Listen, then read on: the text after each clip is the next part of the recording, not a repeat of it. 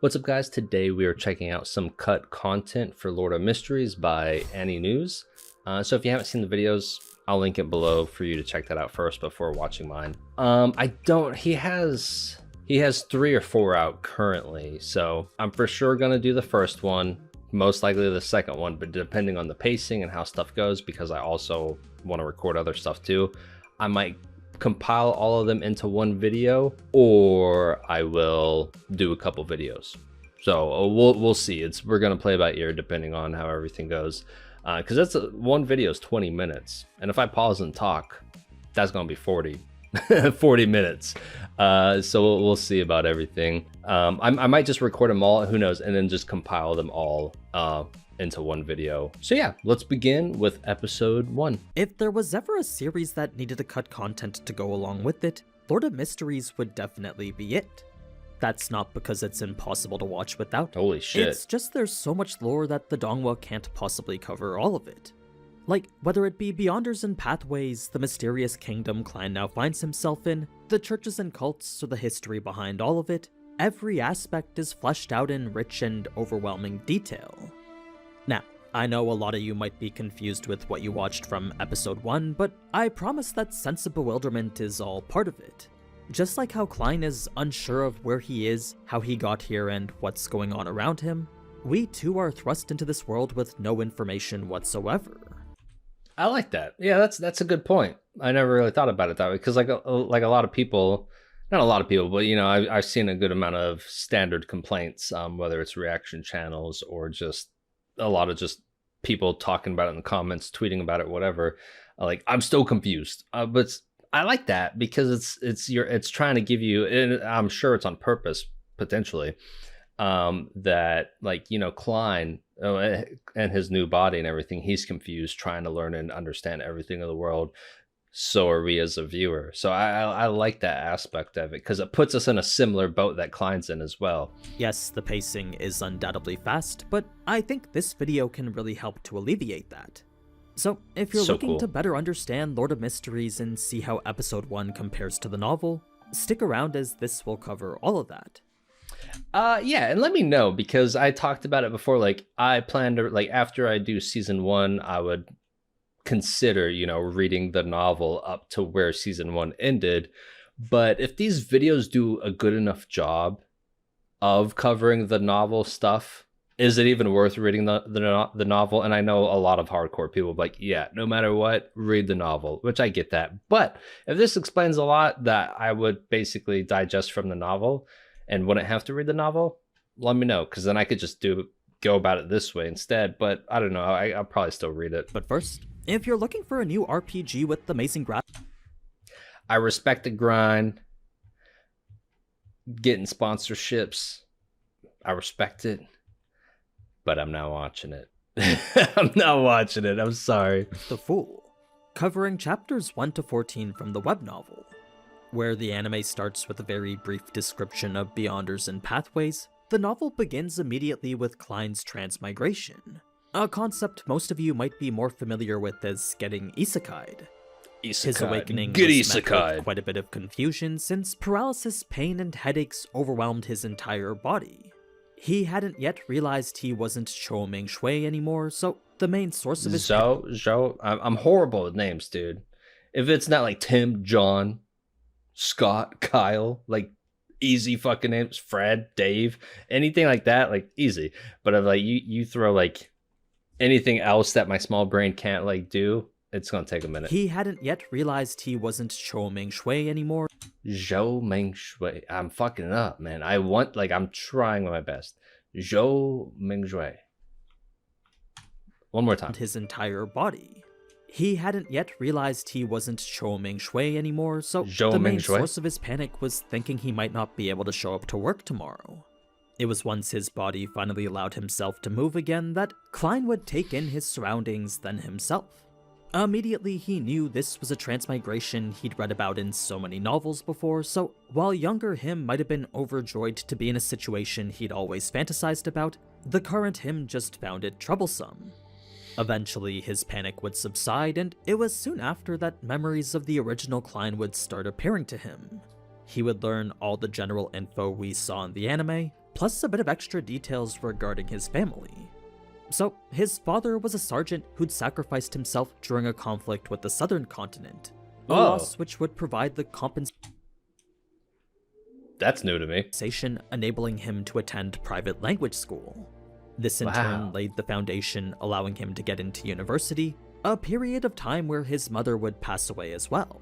Holy shit. That being the case, all Klein has left is his elder brother, a younger sister, and the 2-bedroom apartment they stay in. They're by no means wealthy at all, but they are supported by their elder brother and his income at an import and export company. Now, as a history graduate himself, Klein has a solid knowledge of the origin for all languages in the northern.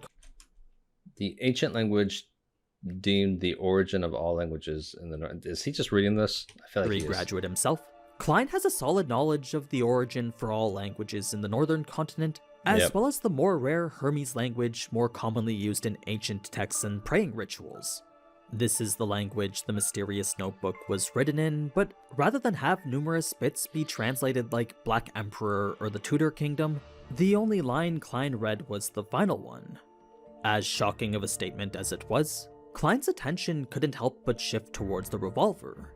Reason being that if his family was as poor as it was, then how was it that they could afford this weapon? Even the gas lamp was something far out of their budget, but that was a gift his older brother Benson saved up for. You see, because Klein's success would affect their family's future as a whole, Benson had used his own savings in order to ensure Klein had the best conditions to study in. There was a negotiation with the landlord that resulted in this. This, however, was a gas meter, and it required one single coin to operate. A copper penny typically used as the basic currency for the Lone Kingdom. Klein would then see it was still the dead of night, so that's when he figured he should clean up his room before his sister woke up. It was a routine trip to the bathroom, triggering another one of his memory fragments. This time it was about his landlord, Mr. Frankie, and all the times he would inspect the bathroom to make sure no one was wasting anything. That's not really that important, but what is are the occasional memory fragments, as well as the fact Klein got a washcloth then cleaned all the bloodstains from his former self's suicide attempt. He would then empty out the revolver, take in once again the ominous line he read, then go over all the questions currently plaguing him. So it's pretty clear that Klein is rather insightful. He takes his time to let things sink in, then thinks about them carefully before coming to any conclusions. Most of his questions weren't any he knew he needed to concern himself with just yet, as the true problem now was figuring out why he was isekai'd and how he could return. I'm digging this so far. This is really cool. I'm liking this recap explanation type video. There were too many things back at his old life that he didn't want to leave behind. This triggered the last memory he had before he got here, and that was his attempt at Chinese divination. You see, as someone who was terminally online, Cho had purchased a book on the arcane thinking it would help him improve his posturing on the internet. It really didn't help at all, so for a while he just left the book tucked away in a corner.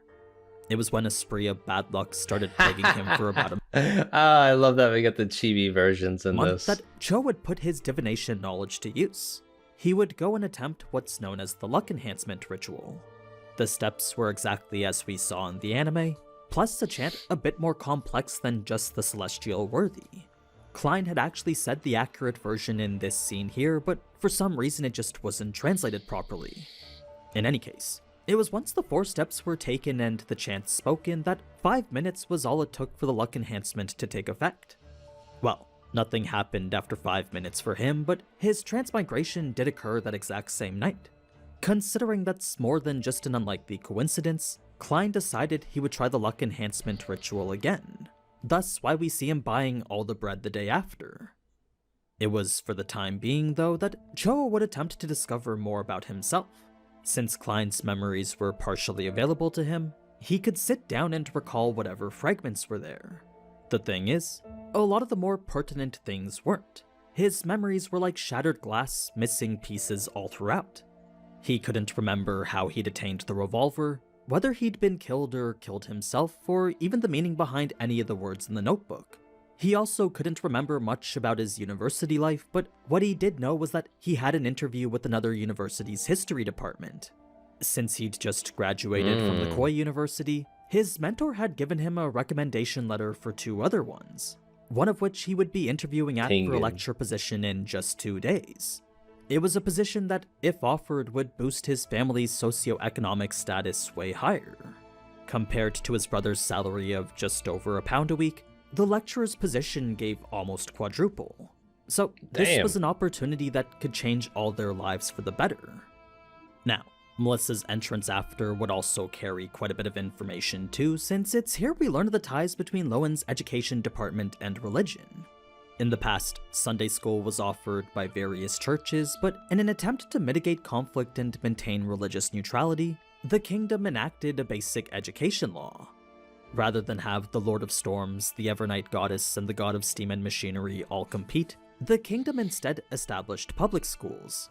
I don't expect those titles to have any meaning to you right now, but it does introduce the idea of multiple churches and their influence over society. In any case, Melissa herself aspires to be a steam mechanic, a passion also supported by her older brother Benson. With the tuition that was more on the costly side, Benson would have to work overtime and take jobs that were a bit more dangerous. It's for MVP. that reason we don't really see him, since work has kept him more or less preoccupied. Yeah, dude, like, that's why he's off screen so much. He's just fucking grinding all the time. Big respects to Benson, man. Big time. For those wondering why Klein doesn't help out too, well, as a commoner very far behind in the university curriculum, it takes all his time just to keep up with it. Like where all the other students learned the origin language young, Klein's first contact with it was here. That being the case, studying was pretty much all Klein did. Now, what Klein picked up here was the most valuable item his father left behind, but due to its secondhand nature, it would often malfunction. Melissa, being the aspiring mechanic she was, often needed to fix it herself. It's a feat we see her do once again here. She would then leave to attend her classes, a walk which normally took about 50 minutes. There was 50? the option classes, a walk which normally took about 50 minutes. 50 there minutes. was the option to always take a horse carriage, but due to She'd get her 10k steps in then, because it's usually like an hour or so to get your 10k steps. its costs, she decided against it. Nice. A quick bit of lore included shortly after this is that days and years function pretty much the same here. The reason days are split the way they are here, though, is directly due to the influence of religion. You see, there were 7 Orthodox gods carrying influence over the northern continent, each of which I assume get a day of their own. Next came an explanation to the Lowen Kingdom's currency system, but due to its confusing nature and grossly uneven denominations, I'll give it some time to see if knowing about it is actually worth it. For now, all you gotta know is that Klein and his family are broke. Klein also has an unnatural passion towards money, so the man spent a whole minute admiring it before finally setting out to spend it. Now, at first he was hesitant to bring the revolver too, but considering it was the only defensive weapon he had, Klein figured he could at least use it to intimidate someone. Why would he need to do that? Well, his neighborhood was by no means classy. The streets were filthy and the poor and starving were everywhere, so the odds of there being thieves were actually quite high.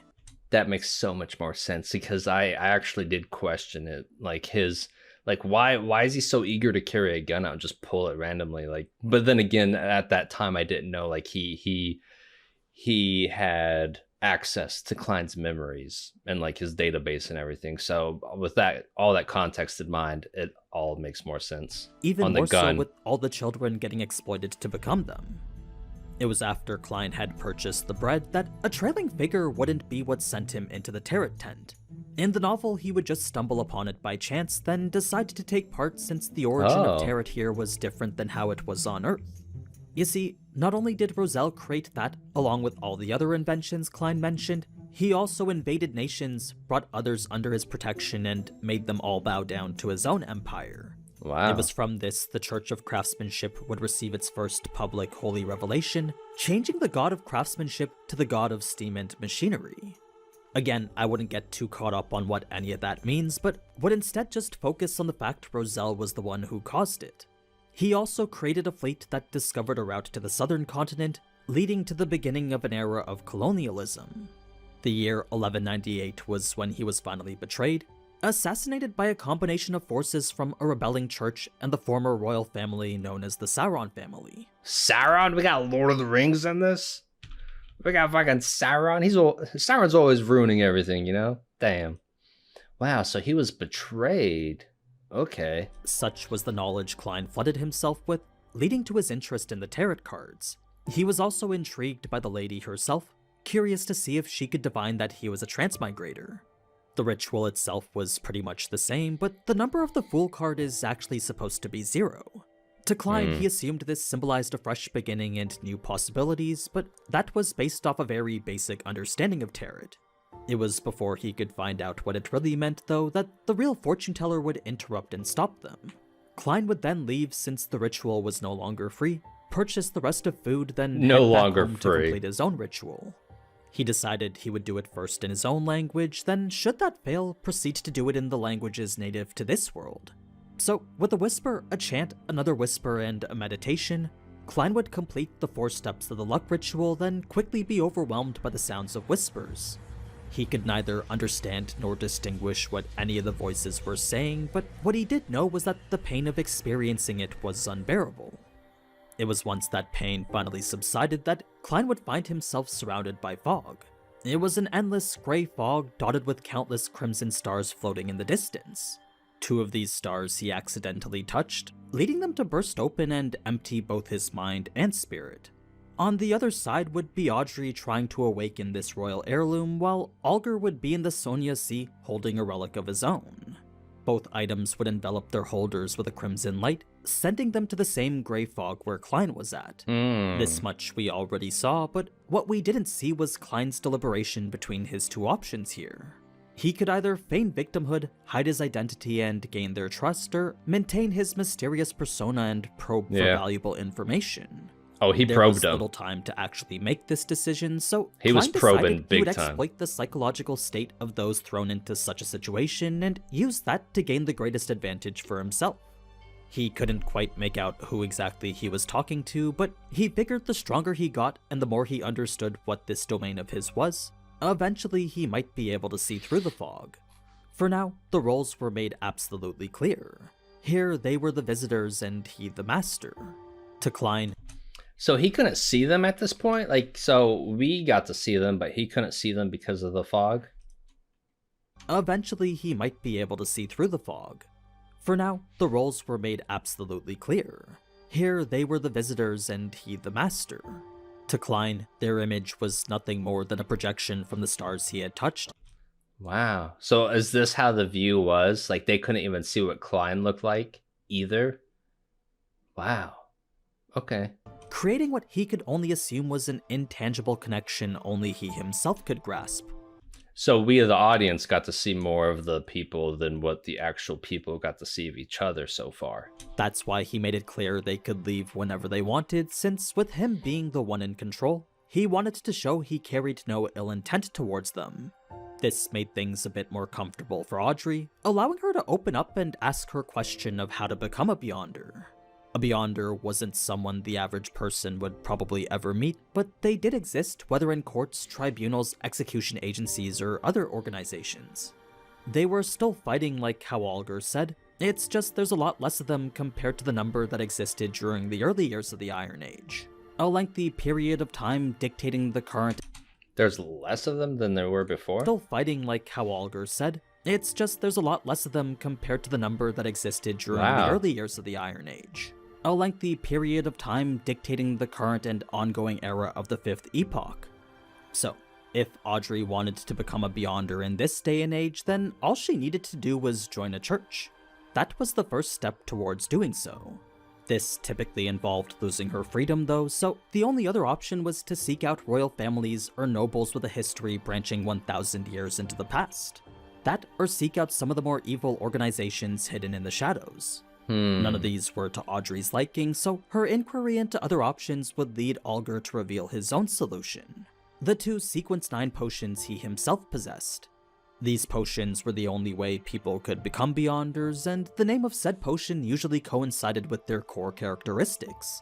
That being the case, for the first potion known as the Sailor, this enabled one to have incredible balance, granted immense strength and illusory scales under the skin, Ah, grants immense strength. So Augur, I called it, like I said last episode, I think, that I think Augur is definitely going to be like a badass type character. And he has incredible balance and immense strength. He's going to be a badass. Increased proficiency at swimming then greatly enhanced one's mobility underwater. Oh, that's sick. For the person who ingested it, they could easily swim like a fish without equipment and just as easily last underwater for at least 10 minutes. Such were the powers that came with the Sequence 9 potion Sailor. Spectator granted an exceptionally sharp mind and observational abilities, so the digest Spectator. What's with all these Crunchyroll memes? Granted. That's so funny. Yeah, because Crunchyroll, I did hear about this. A lot of complaints is like, for the Mandarin subtitles and shit, it's like it was supposed to say spectator, and Crunchyroll's like, we'll call them audience. So I recall that fucking happening. You took everything from me. I don't even know who you are. That's so funny, bro. So is this audience in the room with us? Rational ability. Audience? Fuck your audience bullshit, bro. That is hilarious. So the digestion of this would allow its user to easily read people. Whether it's through their emotions or conduct, a person's real thoughts would always be on display for them. The key warning with a potion like this, though, is that once a spectator, you can only ever be a spectator. They were words that didn't really go to sway Audrey, though, so without hesitation, she would express her interest in the spectator potion. The deal was that in exchange for 100 milliliters of ghost shark blood, Augur would then give Audrey the formula. Oh, I don't know if I recalled that deal in the actual episode. Hesitation, she would express her interest in the spectator potion. The deal was that in exchange for 100 milliliters of ghost shark blood, 100 milliliters of ghost shark blood, so he definitely needs that for his potion to go to the next sequence. That's cool. I like that. Like we got a good sense of trade going on, where they'll make these type of trades to progress their own personal gain with potions and leveling up, evolving their their fucking sequence levels. That's so sick. Augur would then give Audrey the formula for it. Neither had any concerns the other wouldn't follow through, since under the eyes of the fool, they felt a... So then they can meet up here and then give away tangible objects, right? So they could meet in the fog, the gray fog, and then like trade tangible stuff with each other. That's fucking sick, dude. That's super sick, because that's like a cool cheat code process. Like if they need shit that's not in their, economy or physical locations, that could be in theirs. I think that's going to come into play more often. That's really actually fucking cool. Assured. Augur would then give her the location to which she needed to send the shark's blood to. Oh, never mind. They can't. They just do a Zoom meeting. Never mind. Oh, I was getting so hopeful. Like I was getting so hopeful for that idea. That's fucking sick. Okay, so they just reveal the information to send shit to. Never mind. Fuck me. Augur would then give her the location to which she needed to send the shark's blood to, after which he would dictate the formula's potion to her here. Now, Augur was rather ingenious with the way he approached all this, since the offering of his services wasn't just for show. No, since these gatherings were something he was pulled into without consent, if more were to happen and he couldn't refuse, then the best thing to do was reap as many benefits as he could.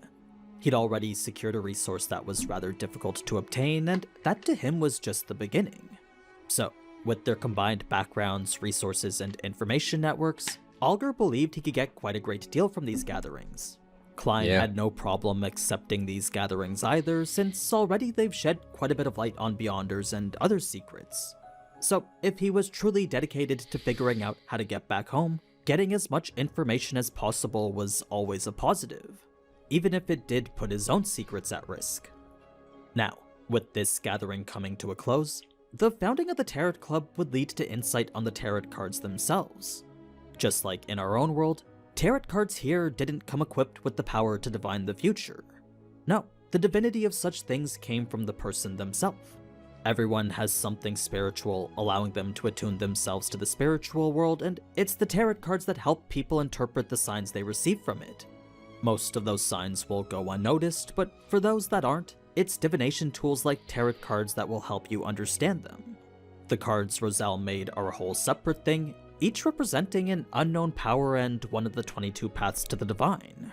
There was mention of it originating from what's called a blasphemy slate, but these are all concepts we'll learn more about in the future. For now, this would be it for the gathering, and Klein would chalk up his experience as an incredible convenience. With its ability to communicate with others wherever and whenever, Klein would describe the Grey Fog as something akin to a social networking platform. Yeah. As for the guests Klein just hosted, they actually got a whole chapter depicting things from their end. It's some side character development that could still come in the future, so that's something that we'll leave for later. I think this is a pretty good place to stop, so I'll be sure to continue the series with the rest of episode 1 next week. If you liked learning more about the show and want to see more, then be sure to leave a like. That's fucking solid, man. Like, I'm actually glad I'm watching these. They add more insight to everything I've already seen. Yeah, that's a given, Alex. No shit. That's the point of these videos. But it's really cool. I like this. Yeah, I'm gonna continue because I was just unsure, about all this stuff. But the more I like watching this, I totally think it's worth it. You get more context on situations and stuff, and just how some of the things worked, and of course some of the cut content, the skipped content that they didn't include. That was episode 1, then episode 2, and then that's episode 1 and 2, and that's 22 minutes, and then episode 2. That's crazy.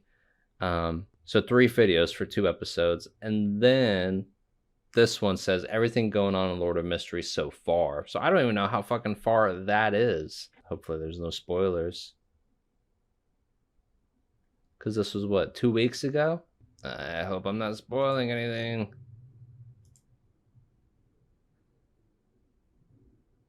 I'm just trying to see if there's unfamiliar stuff. I think there's a little bit of unfamiliar. Yeah, I'm not looking anymore. Okay, so I'm not going to watch that video yet. Unless I see stuff with that in it. I'm not going to watch that. Okay, my video then will just have these 3 videos in it then for now. So I just did episode 1. I'm going to do episode 1.5, 1 and 2, and then episode 2. And then that one after I'm caught up, I guess. Yeah, anyone who has watched this video, let me know how far episodes this one is. But we'll see. So yeah, I'll see you guys in a second, I guess, whenever we cut to this video. All right, now we're doing, I think this is still continuing episode 1, but also transitioning, segueing into episode 2. Yeah, so we're just going to continue then. The lore behind Lord of Mysteries is both fascinating and overwhelming. Whether it be Beyonders, the paths, the secret organizations, or the world it all takes place in, all of it is so meticulously crafted and richly layered that it pulls you deeper with every revelation. None of it is spoon-fed to you either, so you're kind of piecing it all together just like how Klein is. I like the no spoon-fed method. I prefer it. I love intricate shit like that. Like, I like to be confused. At times, I probably look like an idiot, but I'm okay with it. But I like, the troubleshooting process. I enjoy it. Episode 2 that plunges us into that world of mystery, and we don't really get a chance to absorb all the information they're giving. Combine this with the fact a lot of that information is condensed for brevity's sake, and I can see why so many people come out confused. I'm sure over time, repetition will make lots of these concepts more clear, but the parts of the web novel this episode should have covered has so much more to it. So, if you're curious to see what you missed and learn more about the world Lord of Mysteries has to offer, stick around since this will cover all of that. Let's get started. Last episode, we ended things right after Klein finished his first attempt in the Grey Fog, so let's pick things up immediately after. Setting aside the whole chapter dedicated to Alger and Audrey, there was a blink and you miss it moment giving context to what just happened with Klein. You see, these 4 dots were clearly a result of the ritual. They seemed to correspond with the 4-corner setup allowing it to happen, so Klein figured it meant he no longer needed to gather food in order to do the ritual. Oh. As amazing as that was if true, what was terrifying was the idea that Chinese divinations from Earth could produce real and lasting effects here. It was yet another of the strange and unnatural things Klein would be exposed to. enough that he was starting to see why the fear of the unknown was even a thing to begin with. Now, 3 hours had passed since he first entered the fog, so before he would contemplate what exactly just happened, Klein decided it was best to eat first. He would prepare a meal out of some bread and potatoes, knowing full well he can't just eat meat whenever he wants anymore. It was a clear downside to being in this new world of his. A full stomach would allow him to think things over clearly though, so it was after eating that he would come to the conclusion becoming a Beyonder was a priority. After Alger and Audrey had expressed such interest in it, to Klein this seemed like the best way to overcome the unknown at the moment. Of course, he had no idea how exactly to become a Beyonder, but if he waited long enough, eventually the formula for the Spectator Potion would become known to him. Alger was eventually gonna tell Audrey it, so it was after that that he could just create it himself. Yeah. Klein's next priority was to figure out what happened to the original Klein, so that included why he killed himself and what happened in the events leading up to it. This also included trying to recover as many memory fragments as possible, so any clues helping in that were important too. Luckily for Klein, his original self liked to take notes. He had stacks of diaries detailing specific days and what he had learned during them. There were topics of history like the primordial times and the inevitability. Holy shit. Mr. Isaac mentioned that the common language used by Balan Empire in the southern continent also developed from ancient Basic, a branch of Jotun. Why is this so? Does this mean that every sentient living being once spoke the same language? No, there has to be a mistake. According to the revelation of Evernight and the Book of Storms, giants were not the only hegemons, dude, I don't know, of the world in primordial times. Wow, hard watch. There were also elves, mutants, and dragons. What? In this world, there were elves, mutants, and dragons? Anyways, these are just myths and fantasies. Never mind. I got too excited. 16th of May, Senior Associate Professor Cohen and Mr. Isaac discussed the inevitability of the Age of Steam. Mr. Isaac appended. Wow, append? That it was... That's a verb for opinionated? Opinioned? Append? That's the first time I've ever came across that word as like a verb format. Yeah, English was like not my interest, that we would say. That is, Mr. Isaac opined that it was just a coincidence because it wasn't for Emperor Zell. The northern continent would still be wielding swords like the southern continent.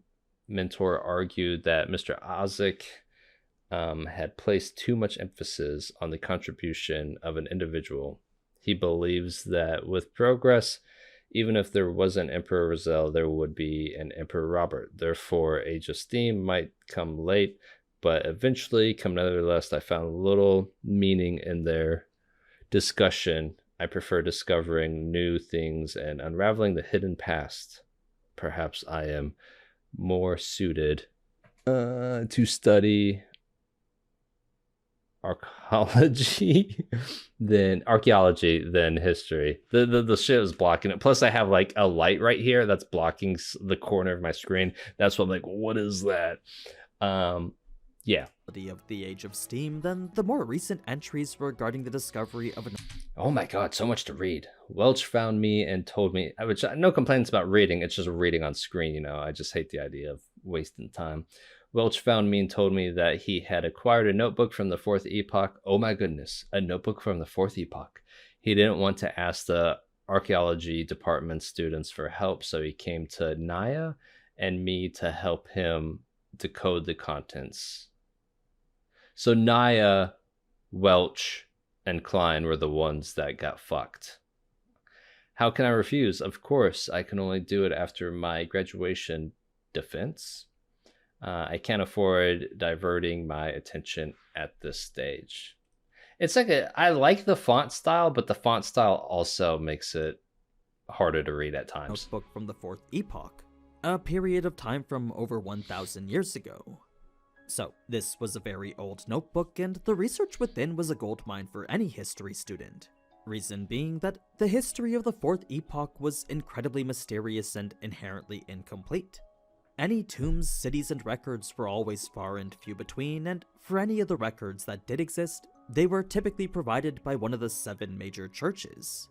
So, who knows how accurate any of that is, but what's seemingly common knowledge are 3 nations that supposedly existed in the Fourth Epoch. There was the Solomon Empire, the Tudor Dynasty, and the Trunsuist Empire, all of which were powers from a time also referred to as the Age of the Gods. The epochs before were much more like legends, so for a history major like Klein, the fourth was definitely the most interesting. Klein's diaries then proceed to detail his progress. So much to read. Excuse me. June 19th, I have seen the notebook. By comparing sentences, structures, and root words, I discovered that it is modified form of ancient, was it Phasa? More precisely, over the course of its 1,000-year history, the Phasic language had changed constantly, a little at a time. June 20th, we have deciphered the contents of the first page. The author was a member of a family called Antigonus. June 21st, he mentioned the Dark Emperor. This is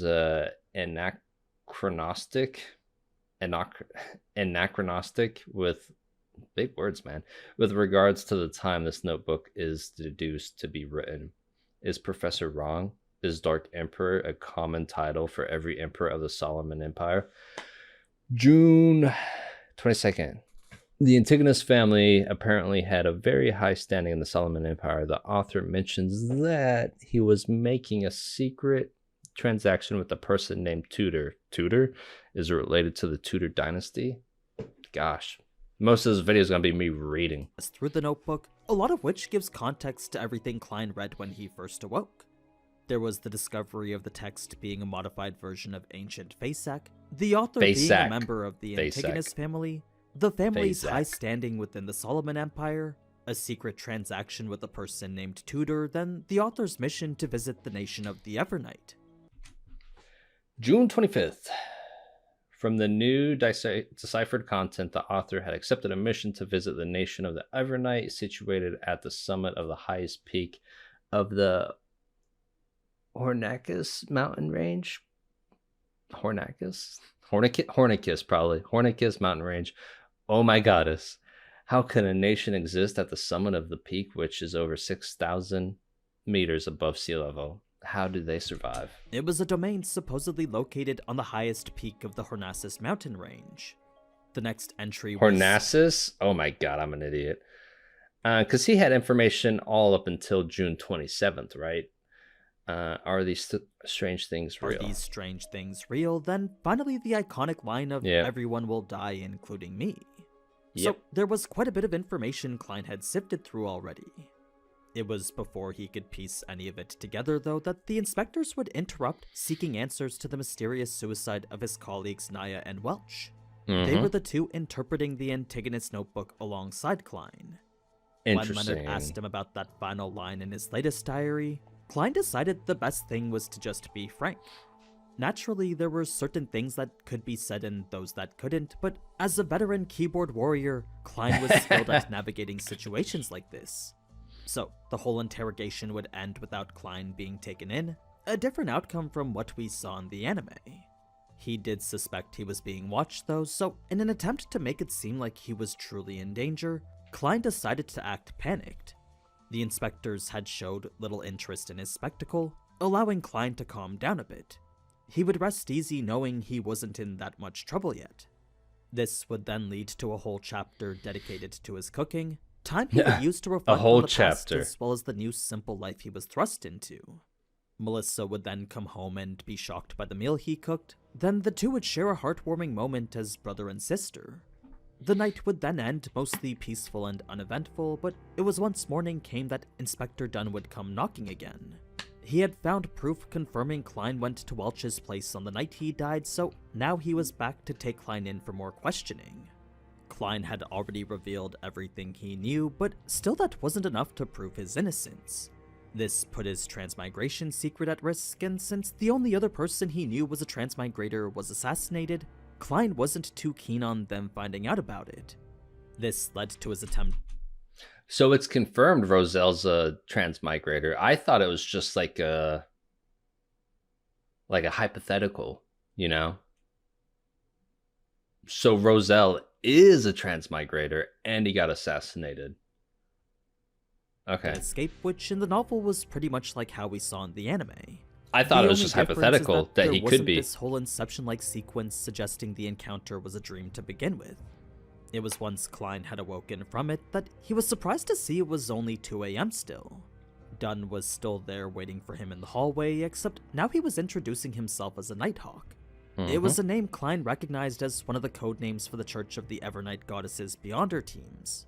A revelation that made Klein think Dunn had manipulated his dreams in a way that seemed like complete control over it. What it really was, though, was simply Dunn entering his dream, then providing the guidance he thought was necessary. It was all part of figuring out whether Klein was telling the truth or not. By getting him to recall his memories and his dreams, his suppressed emotions and dark thoughts should have become a lot more amplified. That being the case, whatever stories Klein tells there would be much more believable. Now, that may be how it worked for most others, but for Klein, he found it wasn't like a dream at all. You see, he clearly remembered having rational thoughts, so anything Dunn saw was only what Klein wanted him to see. It was in the anime that the spirit medium would analyze Klein's thoughts immediately after this, but in the novel, Dunn would instead have to take Klein to where she is first. This would have them share a carriage ride to Welch's apartment, during which the two would discuss the possible outcomes here.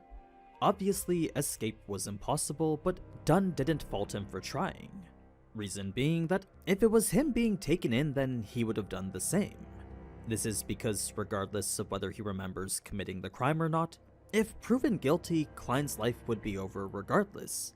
That being the case, it was a safer gamble to just try and escape than start a new life in the southern continent. If the medium proves Klein truly doesn't remember anything though, then next Dunn would have to make sure Klein isn't cursed, possessed by cacodemons, or carrying any psychological problems. It was the ideal outcome should everything go properly. In practice, supernatural events like this rarely ever did though, since for Dunn, his experiences proved otherwise. Like, there was this one case where he had to deal with an evil cult, and it was here live sacrifices were made via suicide to please an evil god they worshipped. Damn. One of the followers defected and reported it, resulting in an investigation that would reveal the god they worshipped was nothing but a randomly thought-up entity meant to make the leader rich. All members minus the whistleblower were then arrested, then after intense evaluations clearing him of the same things that Klein would be tested for, he would be— I love these AI generated images though. It's good for, you know, making some visuals for the storytelling. Released into the public to start over. He would get a job, happily marry, then have 2 children, but despite living a life as pleasant as could be, this whistleblower still ended up strangling himself to death sometime later. Damn. So the moral of the story is that despite escape from the supernatural seeming likely, there's always the possibility it might just be temporary, kinda like the way death is in Final Destination. What then was the best way to resolve this? Well, Klein believed it might be to become a Beyonder.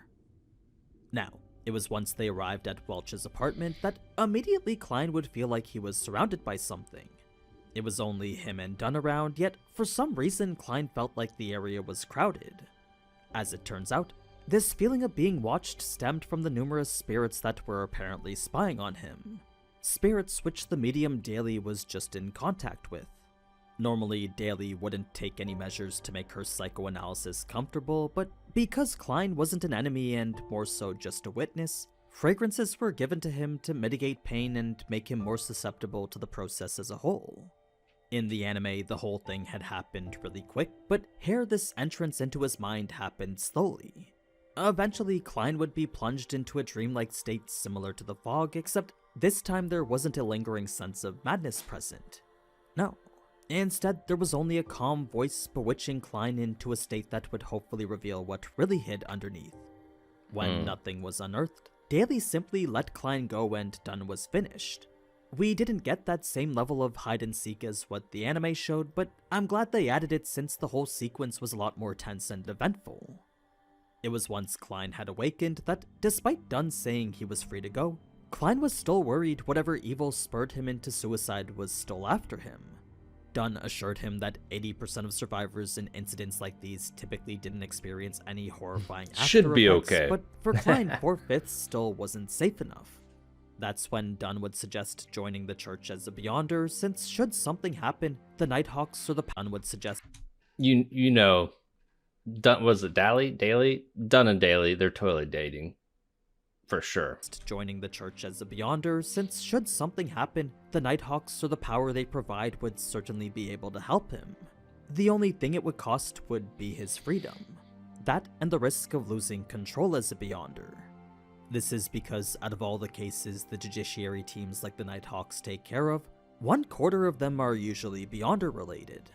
Most of those are Beyonders who lose control, and a large number of that are usually their very own teammates. Such was the danger that came when trying to become a Beyonder. Why is that the case? Well, that was something Klein would understand only if he joined them. Whether as a civilian staff member or a full-fledged Beyonder himself, joining the Nighthawks would reveal all their secrets and the dangers plaguing their Beyonders. That being the case, the safest thing to do would be to join as a civilian, then decide whether to become a Beyonder after. The main problem with that, though, was that one doesn't simply become a Beyonder just because they choose to do so.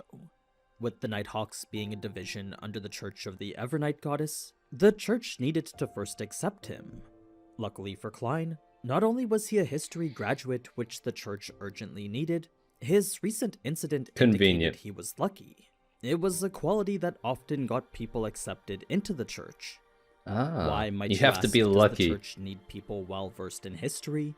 Well, as an organization that often encountered documents and objects from the 4th Epoch or earlier, having a history specialist to decipher them was essential. There was, however, a strict confidentiality clause preventing just anyone from becoming a member, mainly due to their lack of trust regarding outsiders. You see, Dunn believed humanity's stupidity was beyond imagination, and Klein could only agree with an iconic quote from Roselle. The only lessons humans can learn from history is that humans do not gain any lessons from history. Whoa. The only lessons humans can learn from history is that humans do not gain any lessons from history. That's deep. In the end, Klein still wasn't sure whether he would join the church, but the idea of becoming a civilian staff member was very much enticing. The pay was similar to that of the lecturer position he was applying for, and it would only go up in accordance with his experience and contributions.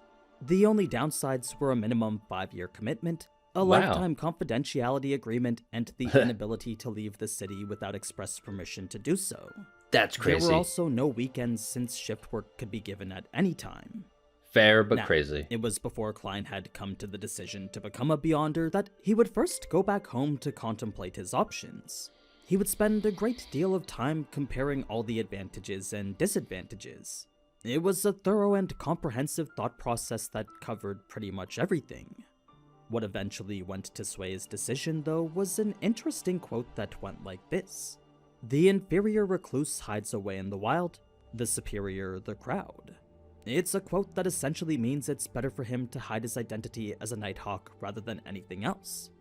Doing so would also teach him concepts that would certainly help in the Grey Fog, so if he was to truly take advantage of those he brought into it, upping his general knowledge was definitely the best way to do so. Fast forward past a bit of lore regarding the world's transit system, and Klein would find himself on his way to become a Nighthawk.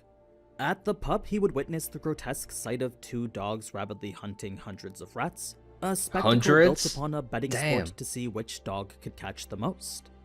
The bartender would then direct him to a different location known as Blackthorn Security Company, the place where we see him meet Roseanne. She's been part of the Nighthawks for about 5 years now, and her father was a member who'd sacrificed himself around that same time as well. Oh wow. She would lead him to a room known as the Chaunis Gate, as that was the area Dunn was currently on watch in. His contract would then be signed as quickly as we saw in the anime, then the Blackthorn Security Company was revealed to actually be the 7th unit of the Awa County Police's Special Operations Department. Units 1 to 4 did basic security and police stuff, while Units 5 and up handled supernatural incidents in whatever city they were stationed in. For the Nighthawks specifically, they handled incidents related to followers of the Evernight goddess, specifically those in their own city of Tingen. Unit 6 were the mandated punishers of the Lord of Storms, and they handled the area around the Pier region. Lord of Storms are the mandated punishers? Wow, they gotta be badass. Unit 5 was a group known as the Machinery Hive Mind, and they were responsible for the university area and suburbs. Now, the Nighthawks weren't that big at all, since the total number of them was only 12. There were 6 formal members who acted as Beyonders, then another 6 who worked as civilian staff, Klein included. They're pretty small then. This now to quite a bit of lore, since Dunn's conversation here talked about everything. They're pretty small because they all fucking died off and ended here, dude. That's crazy. From the myth of creation to the Beyonder potion system. If we focus on the myth of creation first, the story shared is surprisingly consistent across all major churches. None devalued the tales of the other gods, so either the creation myth was real or the churches had a long history of interreligious conflict. This is a pretty sick image. Pretty sick. Ultimately resulting in a strategic shared myth that they could all agree upon.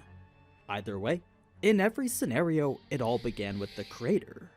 They had awoken from chaos, shattered the darkness that enveloped everything, then fused into the universe to make all that exists. Every part of their body had become... Wow. Eye, sun, and crimson mood, lungs, elves, heart, giants, brain, dragons, liver, treants? Probably treants. Kidney, feathered serpents, hair, phoenixes, ears, demonic wolves, mouth and teeth, mutants, stomach and intestines, evil parts, devils, evil spirits, and sea monsters. Spirit created gods, wisdom created humans. Something. The most important, however, was his spirit, since that became the other deities like the eternal blazing sun, the Lord of Storms, and the God of Knowledge and Wisdom. His wisdom had also given birth to humanity, and all that would be part of an era known as the First Epoch. It was a period of time otherwise known historically as the Chaos Epoch. The Second Epoch was a bit unclear, but it's written that this was the era when the Evernight goddess awoke. Together, her and the other gods would work together to help humanity survive the cataclysm. Just a random thought. All this lore would be pretty cool to have like prequel, storytelling aspects, whether it be flashbacks of these moments or something. I think that'd be so cool to show. It was a new era of strife defining the Third Epoch. This would be the same time that Mother Earth and the God of Combat would appear as well. Then finally the God of Craftsmanship would be born in the Fourth Epoch. Like origin stories on the gods, basically. So it's from this that the more ancient gods were the more traditional, making the Evernight goddess not as orthodox as the original 3. She, however, was well known by many titles, most of which Klein's mother would recite every evening before dinner. They're not going to read it. I'll read it. The Evernight goddess is nobler than the stars and more eternal than eternity. She is also the Lady of Crimson, the Mother of the Secrets, the Empress of Disaster and Horror, Mistress of Calm and Silence. Lady of Crimson symbolized the red moon, tying the Evernight goddess to the eye of the creator from which it came. So if the first 3 gods came from the creator's spirit, it's just as impressive that the Evernight goddess came from its eye.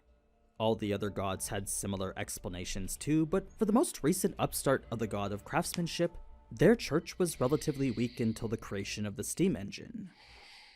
Now, with humanity being born from the creator's wisdom too, that meant everything stemmed from the same origin. They may not be blessed with magical powers right from the get-go, but over time, humanity figured out how to obtain that power via other means.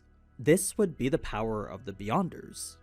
They found that by using the correct parts of evil spirits, dragons, monsters, magical trees, flowers, or crystals, combining them together would create a potion. Consuming this potion would then provide some sort of special ability, the power of which depended on how high grade the potion was. Consuming them didn't always mean success though, as there were 3 possible outcomes of failure. First was mental death and the complete breakdown of the body, a terrible fate in which the person would become a monster. Second was a change in personality that made the person cold, cruel, and indifferent. Then the third was a mental disorder turning the person crazy instantly. That was what Dunn meant by losing control. Apparently, people in this category became more devilish than the devil. It was the Beyonders before who figured this out through rigorous experimentation, eventually perfecting the potion system with the help of the Blasphemy Slate. What is the Blasphemy Slate? Well, that was the most critical factor in determining a potion's system formation and completion. So it was with that they were able to form a tiered system of chains into stable progression paths, a concept you might be more familiar with as sequences. Each sequence is numbered from 1 to 9, and the lower the number, the higher the grade of potion. Pretty cool. Currently, each of the 7 major churches held control of at least one complete sequence, while others have remained incomplete for centuries to millennia. Damn. For a bit more context on the Blasphemy Slate, all that's known about it is that it was created by some evil gods. No one knows how it was made, what it contains, or what's so special about it, but should anyone discover any information pertaining to it, it was of the utmost importance to report it immediately. So I bet you Klein's gonna come across the Blasphemy Slate then, right? Because that's like, it kind of shows you the sequence, like how to level up each sequences and stuff, like the proper processes of doing it. So I bet you Klein's gonna probably gain access or hints to like the Blasphemy Slate in certain like pathways and sequence potions and stuff. Dunn's next point highlights the further dangers of losing control, something that's often attributed to a human's innate spiritual perception. You see, it's not uncommon for someone to be born with the partial characteristics of a Beyonder. This means they can hear things others can't hear or see things others can't see, placing them onto a sequence they might not even know about. Should they then consume a potion that differs from the sequence they're already on, the effects of doing so could range from mental disorder to loss of control to even death. A Beyonder can't stray from one path if they've already chosen another. To do so would result in warped powers and most certainly lead to a semi-deranged state of cruelty and insanity. Now, this much is pretty easy to avoid, but when it comes to losing control, the most common trigger is speed. What I mean is that should one consume a higher grade potion without first absorbing and digesting the full effects of the previous, madness would accumulate and that person would lose control eventually. There's no telling how long it takes for a potion to be fully digested, but as is standard with the Nighthawks, one potion can only be taken every 3 years. It was a strict waiting period that even then still resulted in numerous losses every year. That's crazy. Finally, the deeper one progresses, the more enhanced their perception becomes, and this in turn exposes the Beyonder to illusions, spiritual enticements, and all sorts of hidden dangers. Unless that Beyonder has incredible willpower, they'll always be at risk of getting overwhelmed by madness. One small spark of desire or greediness will... It always comes down to willpower. Demise. So, as the founder of the Nighthawks once said, Beyonders are guardians, but also a bunch of miserable... Yeah, this is like something I've heard a good amount of times of like this quote was changed for the dub. Wretches constantly fighting against dangers and madness. It's an amazing quote that sums up their existence nicely. And with that, I think that's a pretty good place to stop. So if you liked what you saw and want to see more, then be sure to leave a like and subscribe. I'm planning to do multiple videos a week to catch up now, so as long as enough people remain interested, expect more Lord of Mysteries. Oh, Ani News.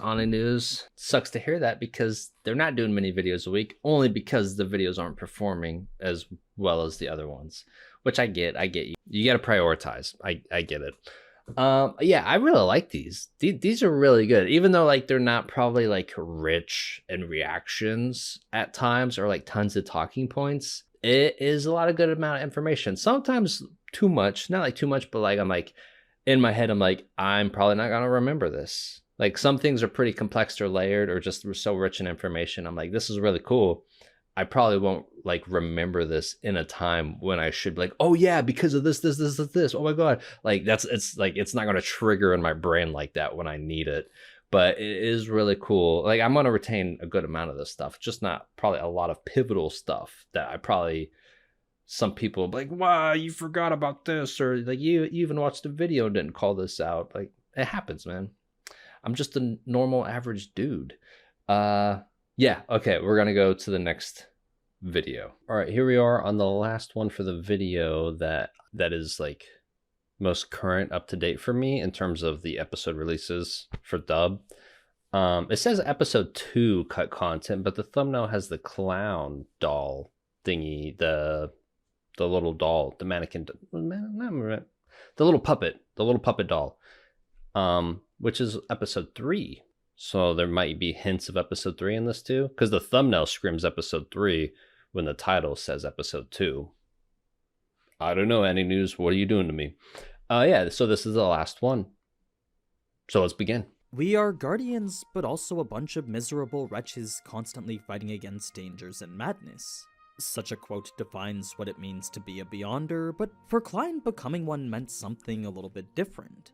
It was all part of his efforts to get back home. Still, choosing to do so wasn't easy, and gaining the rights to become one was even more difficult. We just didn't get to see it since the whole event which earned him that right was left out. There was a whole cutscene involving this guy and Klein's assistance in capturing him. Aside from this are the insane amounts of lore the anime simply can't include, so if you're curious to know more about different sequences, Roselle's diaries, Beyonder powers, or just grasp the story a little bit better, stick around as this will cover all of that. I'm sticking around.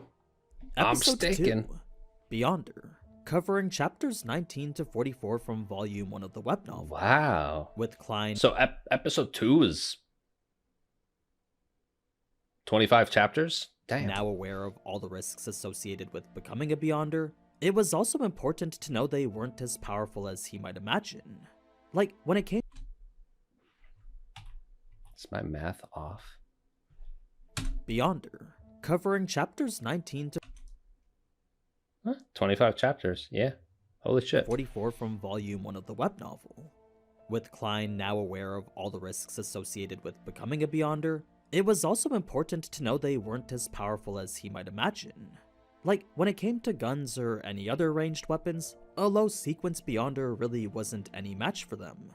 That being the case, it was yet another thing to consider when choosing to venture down this path of his.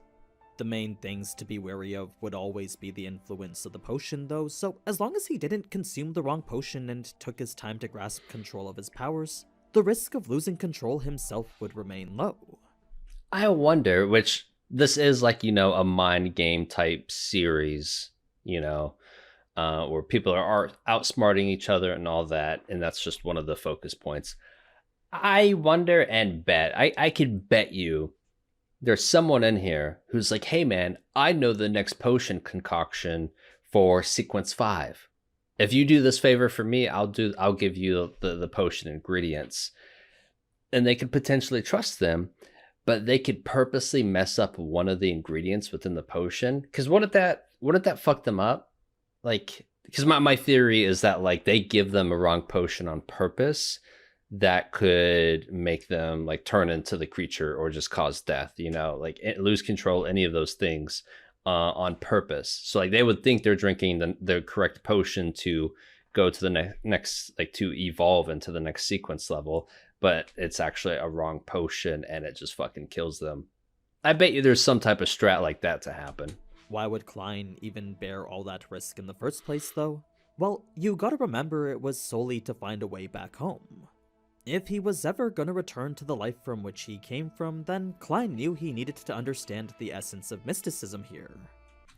Which is interesting because, you know, context, we're all aware Klein's going to evolve. You know, he's going to evolve up the ladder of all sequences. So he's gonna he's gonna become a godlike being. I'm just assuming, like other shit could happen, who knows, but I'm assuming he's gonna become the highest level sequence, that's all I'll say, and become like god level status. But the irony is like he's just trying to figure out a way to get home, and while doing so he becomes a fucking god. Like and at that point, like if he becomes like a god being like that, could he just interchangeably like go back and forth between his home world and then this world, or he just decides to stay in this world because he has all the power and shit? I don't know. It's interesting to think about. I don't want any answers, of course, but it's comical because it's like I transmigrated and I need to figure out a way to get back, but I accidentally became a god.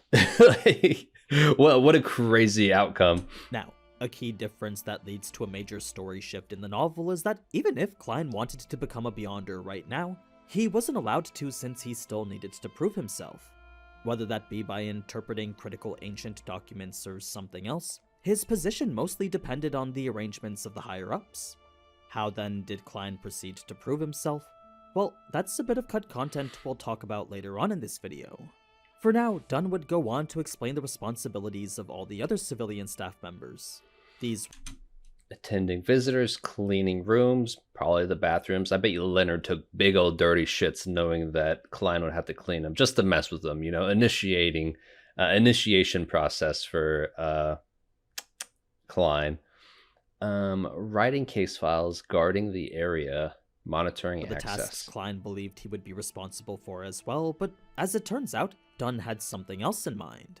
His only tasks were to find hints of the notebook's whereabouts and read all the literature in the armory. Oh, Next, okay. Dunn would point out the large structure known as the Chaunis Gate, identifying it as a core component under every central cathedral in every major city. It was founded by the man who created the Nighthawks, and behind it lay potion formulas, magic materials, and even a holding ground for heretics, mutants, cultists, or other nefarious people. The gate is always guarded by at least one formal Nighthawk member, and inside are 2 keepers provided by the church. Countless traps defended it as well, so under no circumstance was Klein to ever go beyond the Chaunis Gate. That's cool. Inside were all sorts of classified documents and records, then in the basement were items known as sealed artifacts. These were extraordinary tools that, if placed in the wrong hands, could cause immense destruction. Some even have certain living characteristics, and that could go to influence their surroundings, attempt to escape, or try something even worse. So, in a way, these sealed artifacts were kinda like SCPs, anomalous-type entities that needed to be strictly monitored and controlled. These artifacts are also graded on a scale where, at the top, they were extremely dangerous and not to be talked about in any capacity, while anything lower could be used with specific limitations or basic care and moderation. The lowest grade was still considerably dangerous, but as long as it was used carefully, it could be brought out for operations that required 3 or more people.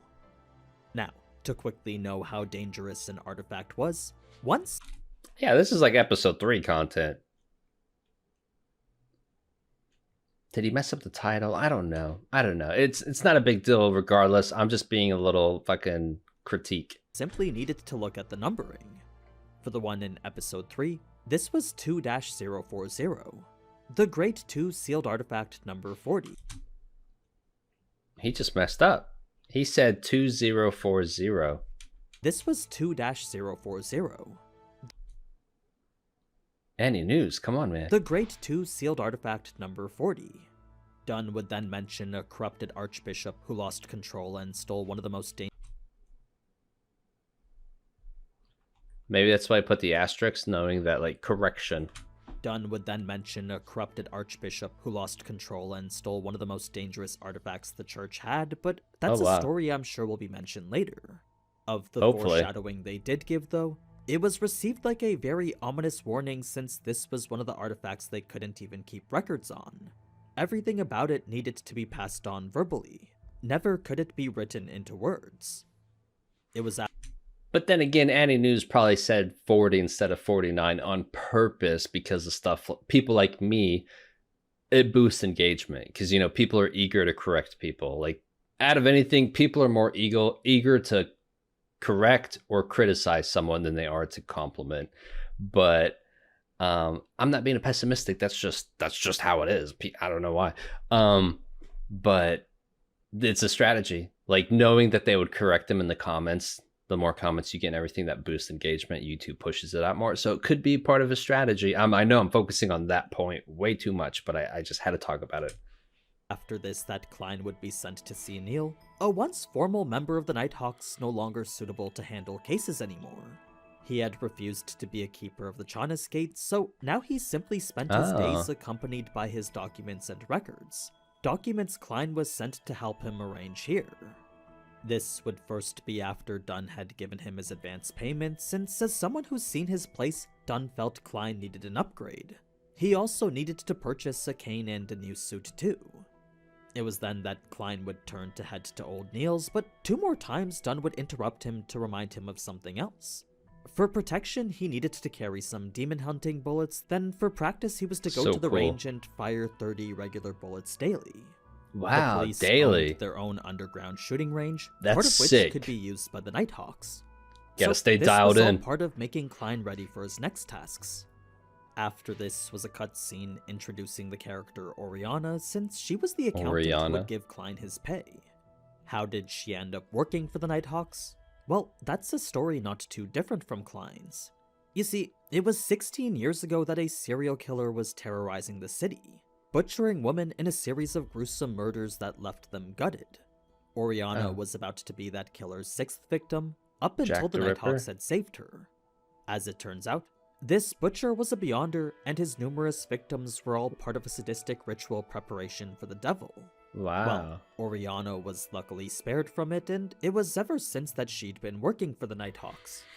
It was while Oriana was sharing all that Klein would also be admiring the money he was given. As someone so absurdly passionate about it, Klein couldn't help but take in the money's magnificence. He would also recount the figures imprinted on it, both of which were former monarchs. There was Henry Augustus I, who Klein felt an indescribable closeness to, then William Augustus VI, the man responsible for freeing the Lowen Kingdom from the shackles of the Old Order. He had enabled his nation to regain its spot at the top. So, that was all the tidbits of lore from prior to Klein's meeting with Neil, an encounter which would introduce the Emperor Roselle more. So much information. His lost diaries, like lore. The reason so many copies existed was because many believed Roselle never actually died. They instead think he became a god himself, hidden from society but still worth worshipping. Wow. It was at all these cult rituals that... What if Roselle... What if Roselle's the one with the digital feathers, those dimensional feathers that plop down? I don't know. I don't think so.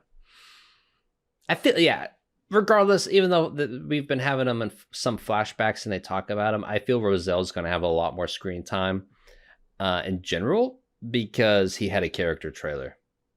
They don't just give anyone character trailers, you know? So I feel he's a prominent character in terms of history and stuff, of course. But I just feel he's going to have more screen time besides people just talking about him. Never actually died. They instead think he became a god himself, hidden from society. Because like these trinkles, I don't know, like these trinkle things falling down with Roselle's fist, I don't know. It's like they made me think of those dimensional like feathers. So maybe they're tied to him in some way. But still worth worshipping. Could be wrong. At all these cult rituals, the Nighthawks would occasionally find Roselle's notebooks, leading to the ones Neil has in possession here. Now, the records Klein read were pretty much the same in the novel, but the one about the guy trapped in a deep darkness also mentioned he could approach reality on the day of the full moon every month. Wow. Truly a fascinating matter. A blue sky experimentation and a chance mistake made me discover the pathetic fellow lost and trapped in the deep darkness amid the storms. He could only approach the reality of this world on the day of the full moon every month, yet he is unable to transmit his cries. He is lucky to have met me, the protagonist of this era. His entry about potions, oh my god, highlighted so many fucking entries. I'll just let him finish talking first. The importance of acting, as well as the name of the potion being the key to digestion. January 4th, 12 days before my birthday. Why are my children so stupid? I've repeated myself so many times. Do not be fooled by those charlatans. The key thing about potions is not about grasping them, but digesting them. It's nothing about tapping powers, but acting. And the name of a potion is not solely symbolic at its core, but a concrete imagery and the key to digestion. The next entry came from 9 months later, and that was the news of an opposition forming against him. Okay, September 9th. An alliance opposing me has been established. Phazak from the north, Lowen from the east, Finnapotter. I always fuck that one up. Finnapotter. Napater? Napotter? Napotter. I don't know. I feel like they say it differently. Finnapotter from the south. My enemies have finally joined forces, but I have no fear. I will use facts to teach them that the generations of weapons and knowledge cannot be compensated by mere numbers and low-grade sequencers. Besides, it's not as though I do not have subordinates.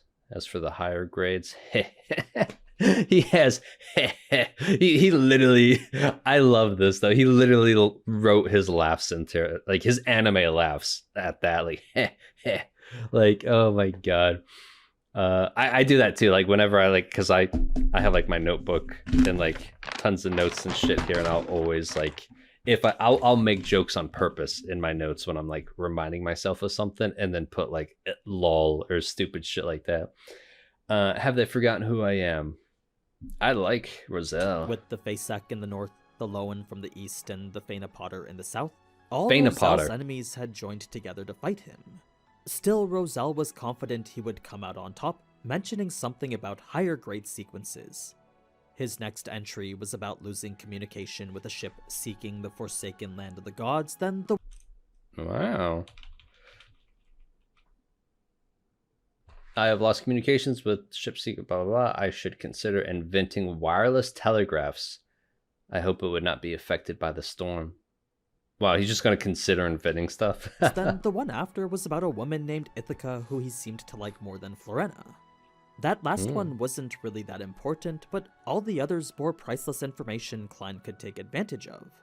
Digesting and acting were extremely significant, then this forsaken land of the gods seemed quite important too. It was when Klein was brought back to reality that his inquiry for more entries led to quite the interesting revelation. You see, with not many Beyonder-related incidents happening anymore, there haven't been many opportunities to procure these types of resources. Potions were becoming more and more scarce since, over the past few centuries, the monsters required to make them have become more just records and books. What I mean is that you'd be hard-pressed to find dragons, giants, elves, or even sea folk anywhere. Yeah. This led to some jokes about creating the Fantastic Beasts Protection Association, then proceeded into the matter about getting bullets for his revolver. It's here where the anime starts to really branch off, since rather than segue immediately into Klein becoming a Beyonder himself, he instead leaves, runs into Leonard, who Klein quickly perceives as a little bit gay, then goes home to settle all his household affairs. Oh my god. There was an interesting line where Leonard makes a random comment seemingly to no one, but that was just an action Klein didn't look very much into. Now, it was right before Klein would leave the Nighthawks that he would first have a deeper conversation with Roseanne. The whole thing essentially fleshed out her, since Klein was asking questions pertaining to Beyonders while she was doing everything she could to convince him not to become one.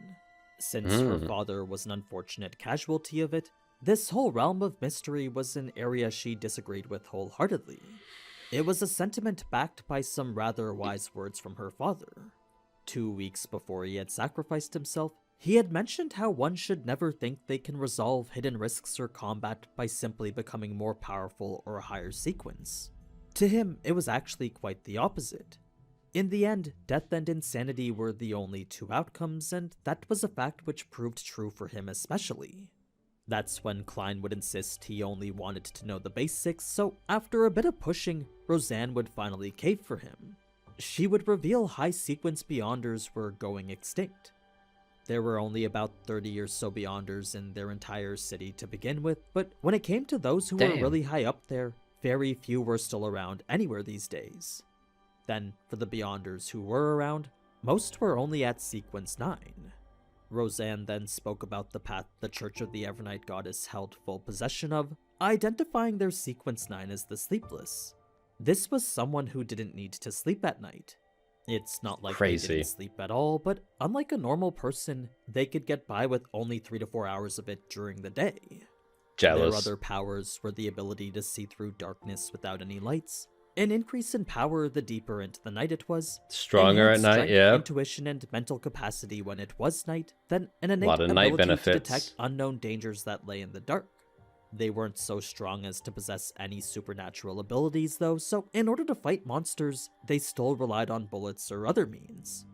After that was the Sequence 8 Midnight Poet, then beyond that was the Sequence 7 Nightmare. These were the sequences Leonard and Dunn were at, and Dunn was one of only 2 Sequence 7s in the entire city.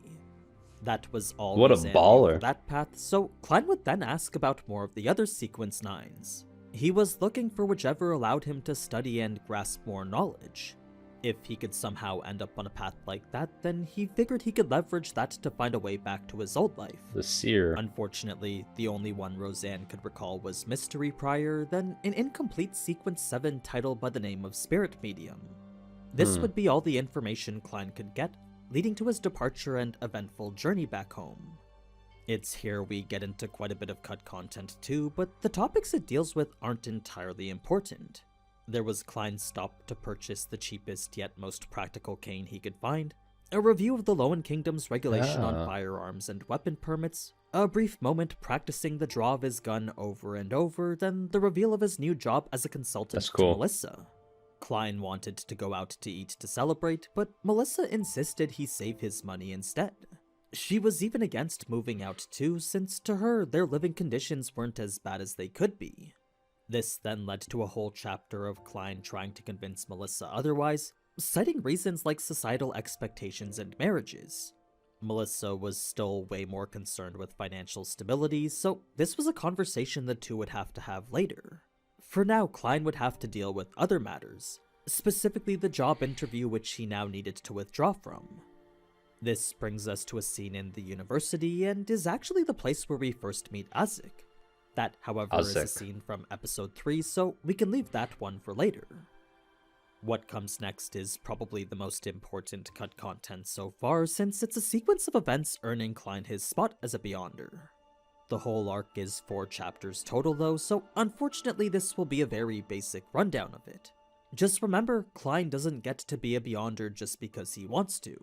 It's a position he first had to work for.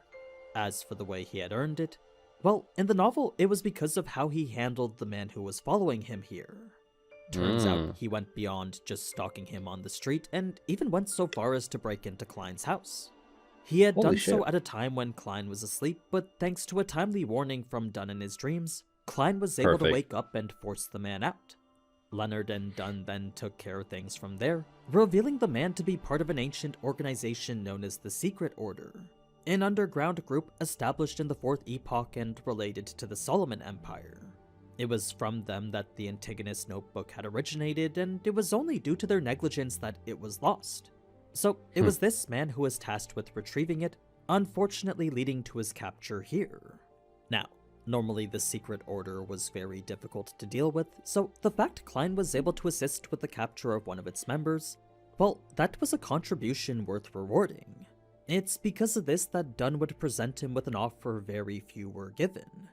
He could either continue... You know, Annie News does a great job, like, besides a great job at explaining and everything, of course, he does a great job of overlapping, like the B-roll. He does a great job overlapping visuals that do not have any part with the parts he's talking about, but they work so well together that it would seem like they're to the parts he's talking about, that like the cut content into the novels, like he you could tell he definitely put a lot of good effort into finding the best scenes that would go best with the cut content storyline, so the visuals could line up as best as they could. He's doing a great job with the videos. Like it looks really good. Accumulating merit and wait to qualify as a worthy member of the fully complete Sleepless Path, or become a Beyonder now and choose one of the Sequence 9s from the 3 other incomplete paths they had. The first was the previously mentioned Mystery Priors, and that originated from a strictly confidential group known as the Moses Ascetic Order. They were a strong-willed order centered around the maxim, do as you wish, but do no harm. Their Sequence 9 potion granted a rudimentary understanding of anything magic-related, so that included witchcraft, astrology, and any other mystical knowledge. Mystery Priors also became knowledgeable in a great deal of magic rituals, but that opened the door to the ability to sense certain existences they maybe shouldn't. Beings hidden amongst matter they'd have to be careful around. Next was the corpse collector, and this gave anyone who digested it the same properties an undead would have. Unintelligent dead spirits would mistake them as one of their own. They would gain resistance to the cold, decay, and corrosiveness of deathly auras, then they would be able to see evil spirits and the characteristics or weaknesses of undead. Pretty sick. This was a path the church actually had the sequence 8 and 7 potions to as well, one you might recognize as Daly's spirit medium. I like this too, because it's like these organizations are dependent on people being different pathways, because you can't have just like a whole group being, you know, sleepless pathway or seer pathway or any of that, or like assassin pathway. I mean, you probably can't. Well, it sounds like from the assassin, like that one group in episode 5, most of them in the organization were women, I think, because they're all assassin pathways. But in general, like, you can't really have groups be a lot of the same pathways, because I feel like it's dependent on using all of the diversity of the different abilities, different pathways and their sequence attributions and all that to really like work together as a team and like take shit down. Because if what's her name, Daly, Dally, if she wasn't there, they'd probably be more screwed, like, to an extent. Like, I don't know, they're pretty well balanced, but they kind of need each other for a lot of things that go down. So I feel like some groups would be, to an extent, pretty screwed out if most of their members were just one pathway type, you know? I don't know. I feel like it benefits them all being like different pathways, because they could all benefit off of some of their attributes and stuff. Finally, there was the Seer path, and consuming this potion granted a greater understanding of astromancy, cartomancy, spiritual pendulum. This potion granted a greater understanding of astromancy, divination that interprets the positions and movements of celestial bodies. Damn. Cartomancy, fortune telling by interpreting a random selection of playing cards. Spiritual pendulums, a divination tool used to access combination knowledge and guidance. Pendulums and scrying. Scrying? I never heard of scrying. Foretell the future using a crystal ball or other reflective surface. Yeah, I've seen him do most of these, I think. That didn't mean he'd understand all of them immediately, but it did grant him the ability to learn it. It was a path not necessarily suited for fighting, but in terms of knowledge and mysticism, it was far better than the Mystery Prior. The only setbacks were the incomplete nature of the path itself, its inability to be used in combat well, the risk of losing control as a Beyonder, than the overall believability of Roselle's diaries. As stressful as such a choice was, though, all that was incomparable to the terrible feeling of not being able to return to Earth again. You see, after recalling all these fond memories of his past life, Klein knew the only right path was the one forward. It was one only achievable by becoming a Beyonder. Fast forward past a couple chapters of Klein choosing his new house, moving out, then moving in, and that's when we finally get back to the Blackthorn Security Company. Klein would express his intent to become a seer, stating how the other pathways just didn't meet his requirements. Now, when I said taking the potion would only give Klein the ability to learn about mysticism, what I meant was that there would be 3 places from which the knowledge he was seeking would come from.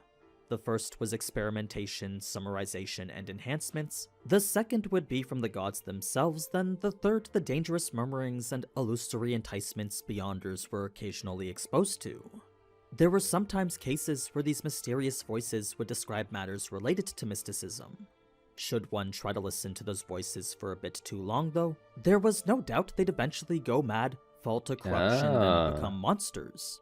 It's for those who do unfortunately meet that fate that it's their notebooks that are usually filled with all sorts of valuable information. In any case, Klein taking this potion didn't make him a formal member of the Beyonder team. He was still to be a civilian staff member, simply because it would take time to adapt to whatever power he develops. I mean, to go out and take part in paranormal missions right from the get-go, well, that would mean certain death for sure. When it came to building the potion itself, for sequences of 7 and below, those typically didn't require anything other than the exact ingredients. Where beyond that, one might have to participate in the ritual on a spiritual level, For 7, 8, and 9, one simply needed to follow the formula and mix it. In fact, not all the ingredients even needed to be exact, as for the seer potion. So with the higher sequences and stuff, besides just relying on potions to, get you to the sequence level, you actually have to have more actionable things to unlock it. So probably potions, but then also you have to like pray more to the god. Because that's one thing with the assassination pathway to go to sequence 7. They had to, it seemed like Triss had to kill, she had to kill or they had to kill many people to sacrifice to their god to then be able to ascend to a sequence 7 status. So yeah, there's going to be a lot more stuff like that going forward in the future besides just potion consumption. In particular, it was only the last 2 that needed precise measurements. They could be slightly under by just a little bit, but if they were ever too much, then anything from a mental breakdown to death could happen. Damn, that's crazy. It's the last 2 ingredients that were put in with great precision, and it was once finished that Klein would proceed to ingest it. The anime does a great job animating the entire process of it, but for those wondering why he needed to envision what he did, it was also he could stabilize his mind and gain control again. By focusing on something he knew, he was able to mitigate the potion's energy and reduce any seepage of it. Next, Neil taught him how to manage the physical manifestation of the potion's powers, and this was through a method called cogitation. It was a meditative state that converged the potion's powers inward. It was while in this state that Klein would be converged the potion's powers method called cogitation. It was a meditative... The action of thinking deeply about something. I don't know if this is similar or different, but it is a trick that I've noticed that has worked. Which if you guys have heard this, let me know. But if not, definitely try it going forward, because I personally feel it works 90 to 100% of the time. I'll just say 90, just 90%. Like when someone's sneezing and like they're having, or not sneezing, not sneezing, hiccups. When someone has hiccups, ask them a question that could be like bizarre or out of place, that kind of throws them, not like really bizarre, out of place, but like ask them a question that would make them stop in their tracks, throwing them off and have to think about something. So like this, for example, like the action of thinking deeply about something, because I don't know why, but it makes them stop hiccuping. So like when people are which I learned this in my psychology class in high school, Mrs. Weber, she was really cool. But which she told us about it, and like every time I tried it, I've witnessed it work. Like I'm a firm believer that it actually really works. But like if someone's hiccuping, just ask them like, but you could think of random weird questions to ask that like would personally throw them off and have to go into a deep thinking state of mind. But I typically go like, if someone's hiccuping, like, if you could be an animal, what animal would you be and why? Because they're like, what? And then like they start thinking about it, and like they really get into the thought of it.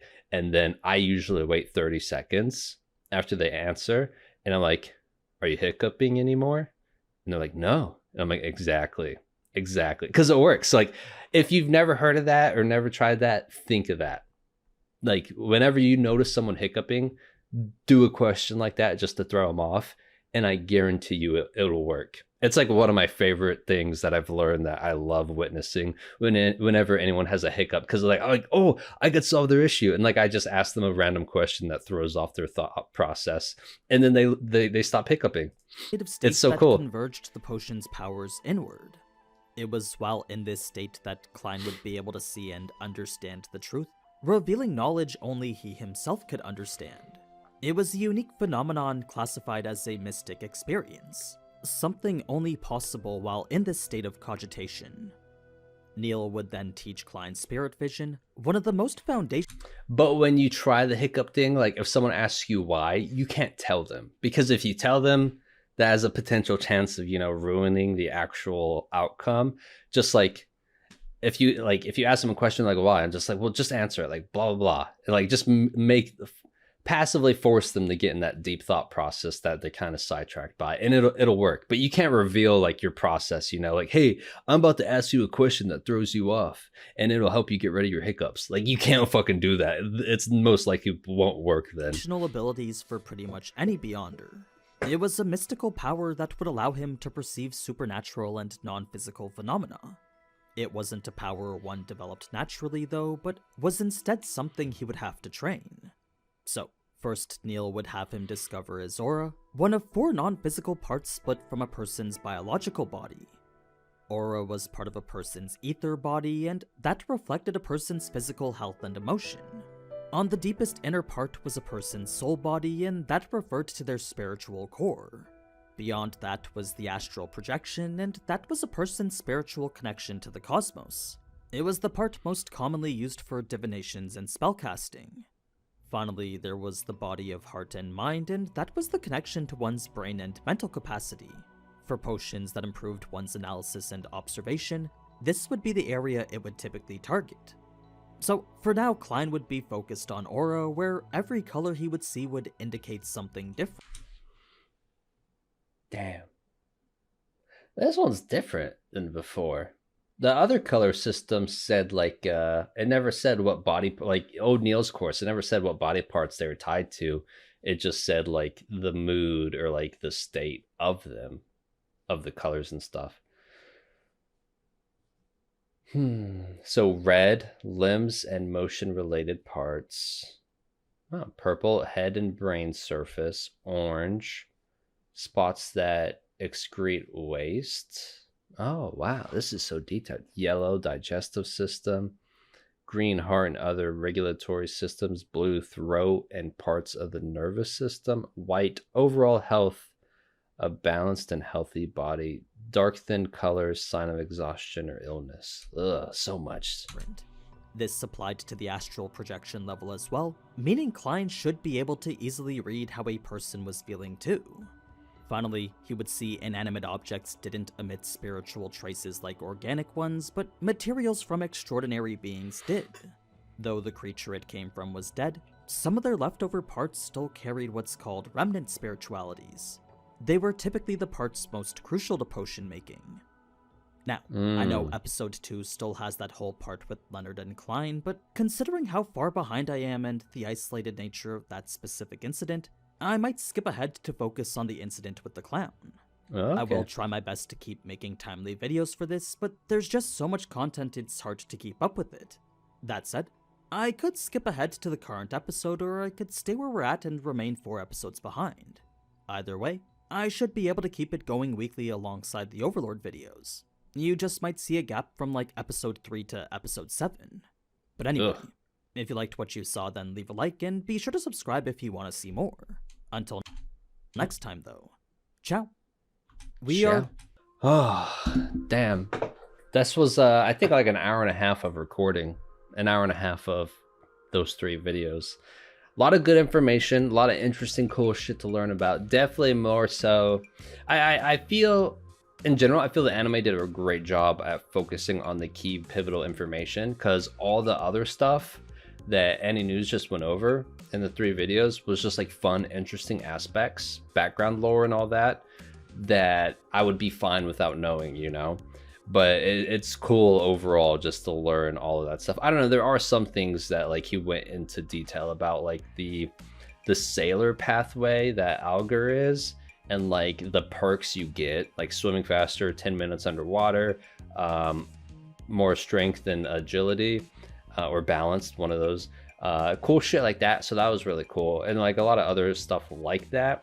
But I'd say 80% of it was just like a lot of cool, good lore that I don't think I would need to know for the anime series. Which I think that's the point. That's the whole point of all this in general. Like, it's fine without it, but it's just cool extra knowledge and shit just to know in general.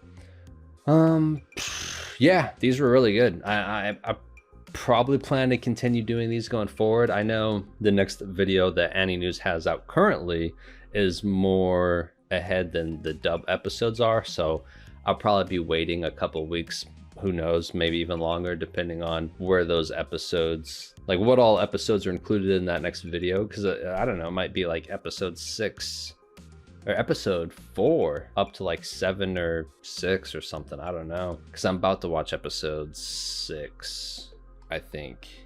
Yeah, because Triss was 5, if I'm remembering right. Yeah, so just play by ear as we go, you know.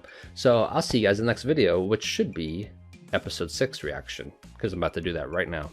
So I'll see you there. Bye.